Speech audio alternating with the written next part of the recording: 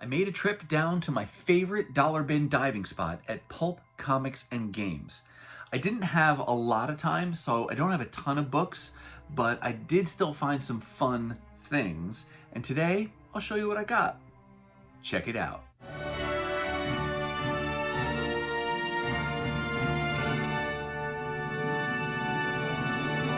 Hey everyone, and welcome to my channel. My name's Chris, and this is Northgarden Comics. So today's haul comes from my favorite dollar bin diving spot in my area. The name of the store is Pulp Comics and Games, and they're located in Mankato, Minnesota, which is a little over an hour south of the Twin Cities metro. I try to get to their store like once a month if I can, just because they have such a fantastic selection of dollar books, and because they're acquiring collections, the inventory does rotate over time. And on this particular occasion, I only had about an hour to go through boxes, but what made this trip extra special was, in addition to talking to Patrick, who's the owner of the store, which is always a pleasure, love to be able to talk with him, talk comics, and just, chat about things that's going on in our lives. He had in his back hallway several long boxes of books that were priced for the dollar bins, but had not yet been kind of filtered into their main inventory. And I was lucky enough, Patrick said, "Hey, do you want to see these boxes in the back room?" And absolutely, I want to see books that people haven't picked through yet. So I think just about everything I got on this day of hunting came from those boxes, but not 100% of them. So that's what I'm going to show you today. If you're in the Minnesota area and are within driving distance of Pulp, I definitely encourage you to check them out. I'll put links to their website, Facebook, and YouTube channel down below. Every Wednesday, they do a video called Pulp Picks, where the staff there gets on camera and just shares what their top pick is of the new books coming out that week. So let's go ahead and take a look at the dollar books that I got from Pulp Comics on this particular day of hunting. Kicking things off here, we've got this. It's a rather thick book called CrossGen Tales. It is a square-bound publication. It is a recent book as well that Marvel came out with. So CrossGen, you've heard me mention on this channel a few times, because there's 4 of their first wave titles that came out in like 2000 that I am trying to piece together via the back issue, like dollar bins and things. And somewhere, I don't know if it was like 2003, 2004, but it may be later, I don't remember the year, but somewhere along the way, Marvel acquired CrossGen, and then they rebooted various titles and came out with other titles. And so that's why this is done under the Marvel banner here. But what this particular book does is it reprints 4 #1 issues, and you can see them on the back here. I'll show you in a second. You've got Mystic and Sigil. Those are 2 of the titles I am trying to collect. And then 2 of the later CrossGen titles, Ruse and Sojourn. I think Sojourn is done pencils by Greg Land, so that might be another one I add to my wish list at some point. But still at this point, it's just the 4 original titles that I'm trying to collect. But here's the images from those covers of the #1s that are collected and reprinted in this CrossGen Tales.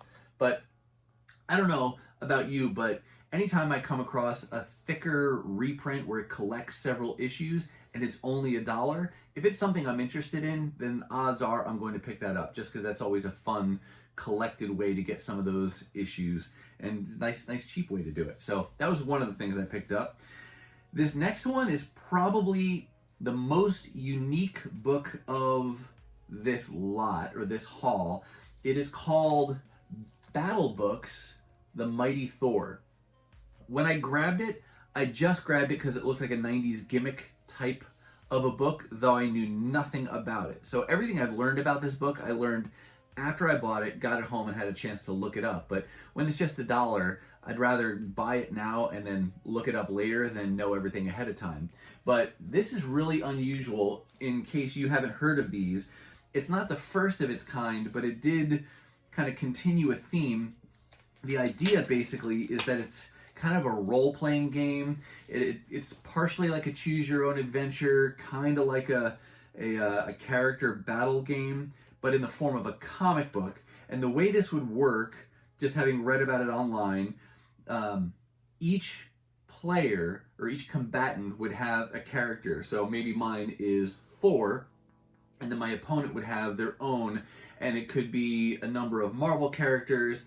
Even the character She was in it, and I believe whoever the creator of She was may have been the creator of kind of the foundational idea that this is built upon, and that's why that character's in there. So you had indie characters as well as Marvel characters, and you would come to the table and you would have your book, and then it also had this maneuver card, and thankfully this one still has the maneuver card inside and sealed in plastic. But you'd each have a maneuver card, and then you would trade battle books, because the idea is that my opponent then would see how the battle's going through their character's eyes. So they're always looking at Thor because they're fighting Thor. And you would basically choose a maneuver. You know, it's kind of a, you get lucky and you do damage or don't, but your goal is to knock the other person's health down to 0. And then when you choose your maneuver and you play your maneuver, then your opponent would then look in the book to that number to see how effective was it, what was the reaction, and you go back and forth. So it's not a traditional comic book, having a story, but each page does still have some cool art on it with a battle pose, and it just seemed really unusual and really unique. So I was definitely going to grab this, but now having learned more about it, I definitely think I'll keep my eye peeled for those. I've never seen them before this one, so it might be a long time before I see all of them. Like I said, there's several different characters. I think they had some of the XMen characters in there, other independent publisher characters as well, so just a fun thing to hunt for. But have you ever found any of these battle books, either as back issues? Did you collect them when they were coming out? If you have any more information about them, definitely share it with all of us down in the comments. But that was probably the most unique find of the day. Next book here, this is a 6-part limited series that I've been working on, Aerosmith, and this is actually the follow-up story called Behind Enemy Lines. I found 5 of the issues at a Black Friday sale, and this issue 2 was the last one that I needed to complete that run. So now with issue 2, I've got the full 6-part miniseries.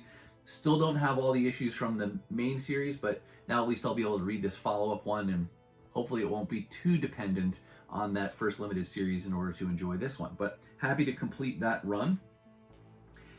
Here is one of very few Transformers books that I still needed to get in order to have a copy at least.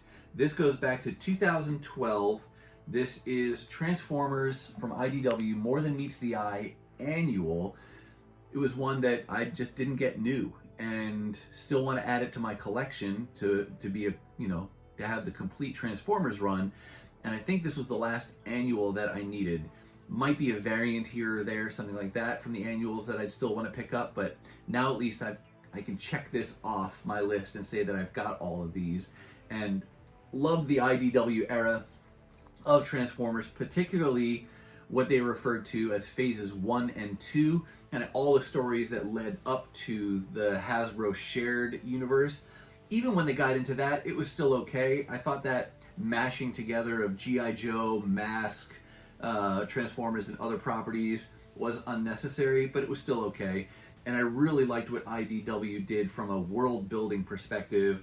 Stories, characters, art, everything was so great. And I know we haven't heard anything as of yet in terms of who's going to take over the Transformers license now that it's kind of in limbo right now. IDW is no longer publishing Transformers comics. I know there were some talks with some people going on months ago we heard about, but it's kind of in radio silence for a while now. So we'll see if we get any word here soon of a new publisher taking over Transformers. All I can say is that I hope they put that same level of thought and kind of prep work into it that IDW did, because like I said, great world building. And there's so much potential with characters here and stories, and would hate to see it kind of get cheesed and just be corny and not really, you know, kind of half-baked. So hopefully they'll put the thought into it. So happy to be without Transformers comics right now, provided that when we do finally get them, that they'll be really good. We're going to keep with Transformers. These books here are not books that I needed. I have them, but there's always variant covers, and there were some really cool artwork on some of these variant covers. These two books come from a series called Transformers Regeneration 1. This is a variant. What is this, the A or the B? Does it say on there? This is the B cover, so I must have already had the A cover. And that's art done by Guido Guidi, and he does a fantastic rendering of the Gen 1 style. And this really flashed me back to the, is it like Transformers issues 17, 18, that time frame when Marvel was doing it, and there was a great Blaster story on Cybertron, and the colors and the character designs just really do a great job of stirring up that nostalgia for the Gen 1 characters. So definitely wanted to get that. And interestingly, this art piece is one that I didn't see first as a comic cover. I occasionally will put different Transformers artwork as the wallpaper on my phone, and came across this piece in that format first. So this was my wallpaper for a long time, and then realized it was a variant cover to this Transformers series. So really glad to now have the actual copy of that for just $1. And then similarly, here's another Guido Guidi cover, B to issue 99 with Galvatron, and yeah, again, great art there. So I love to get all the Transformers issues and then a lot of the variants as well. Next up here, we're going to go to Image, and this was a 3-part limited series. I don't know anything about the story going on, but I've seen this. It's probably on like Eric Spag's channel that I saw this first, but it's called Ballistic, featuring Wetworks. Let's keep some of these here. And it was just a 3-parter. Michael Turner does the covers and the interior pencils. And on this day at Pulp Comics, they had all 3 issues. So I love it when you can not only find books for $1, but you can find an entire limited series all in one fell swoop. Nothing left to hunt for. And then here's issue 3. I actually couldn't tell if Michael Turner did he may not have done the interior pencil. Oh no, he did. He did the pencils. Might have, didn't see his name at first. So covers and interior art by Michael Turner. Ballistic featuring Wetworks. Just a cool limited series from Image. And I've mentioned before on many occasions, I'm working on some of those earlier Image titles and runs from just for nostalgia's sake. This next one is a minor key. This is Nova. Was this 2015, 2016, somewhere in there. And this is I think the final issue in the volume. I could be wrong on that, but it is a minor key. This is the issue where Sam Alexander meets Richard Rider, the previous Nova. So that was just a fun thing to be able to find a key for $1.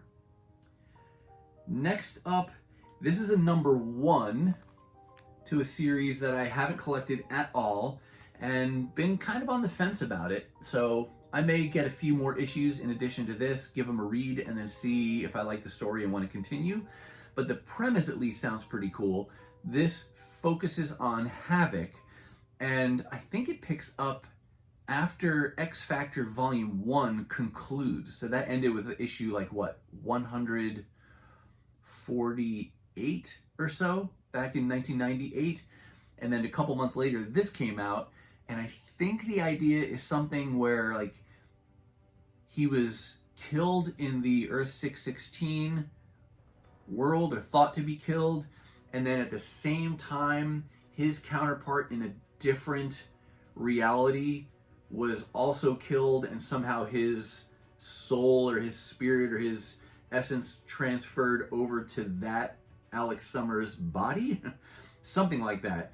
But basically an alternate reality story focused on Havoc, who is the leader of the X-Men in this incarnation. And it ran for a lot of issues. I read that it was originally scoped only to be a 12-part series, and then it was very popular and so continued on. So we'll see. This is my first issue. Glad to have number 1. None of these are expensive. You can find these in dollar bins all the time, but a lot of times they are beat up as well. So I'll hold out for good quality copies, maybe get a few more, read story arc, and take it from there. But always excited to add additional X-Men titles and runs to my wish list and keep hunting for those.